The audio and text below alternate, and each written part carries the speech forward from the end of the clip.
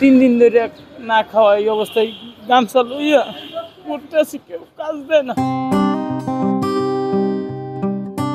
আনন্দ উৎসবে সারা দেশ যখন ঈদের উৎসবে মাতোয়ারা, ঠিক সেই সময়েও দুমুঠো খাবারের খোঁজে চলছে ছিন্নমূল মানুষের জীবন সংগ্রাম।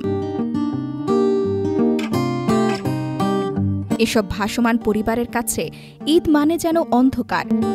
মনে করেন মাইসে মালা আনিয়া দেয়, আমি গাতি বইয়া বইয়া 50-60 এমন 100 এমন দেয়।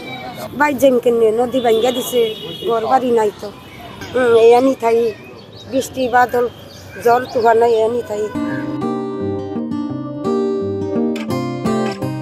যেখানে তাদের দিনের খাবার জোগাতেই পোহাতে হয় কষ্ট, সেখানে ঈদের আনন্দে পরিবারের চাহিদা মেটাতে না পেরে উৎসবের দিনও তাদের কাছে বর্ণহীন। কাজকর্ম করতে পারি না, কারণ আমি অনেক কষ্টে আছি, আমি পাগলের মতো খালি ঘুরতে আছি, দেশে যাইতে পারতেছি না। আমি 3 দিন ধরে না খাওয়া এই অবস্থায় গামছা লইয়া ঘুরতে আছি, কেউ কাজ দেয় না। যদি হাত পাড়াইতে যাই, কাম করে খাও, কাম দিমু, কামও দেয় না। কোনো এক বিল্ডিং উঠে লাভ দেয়, কিন্তু মনে হয় আর বেশি দুনিয়ায় আর বাঁচতে পারবো না। আল্লাহ হায়াত আনছে, হায়াত পরিমাণ বাঁচে, কিন্তু হায়াতের আগেই এই দুনিয়া ত্যাগ করবো।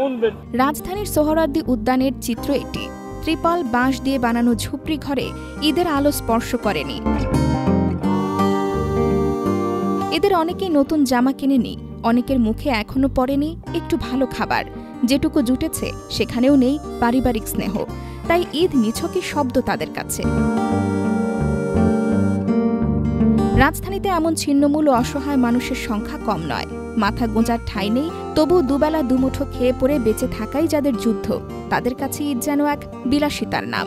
তাই এই আনন্দ ছুঁয়ে যেতে পারে না তাদের কাউকেই, বরং সামনের অনিশ্চিত অন্ধকার ভবিষ্যতের চিন্তায় ক্লান্ত তারা।